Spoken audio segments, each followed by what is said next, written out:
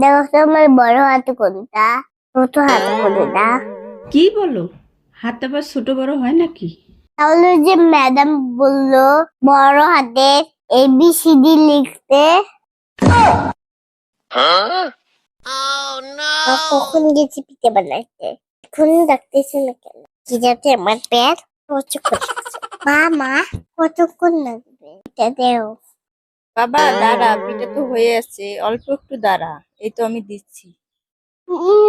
খালি পিঠা ও সত্যি করে খাবো।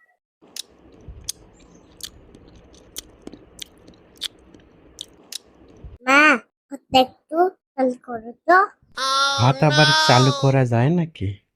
তাহলে তুমি কেন বললা কুচা চালু করো? কুকারে তো ভাত দোকান আছে।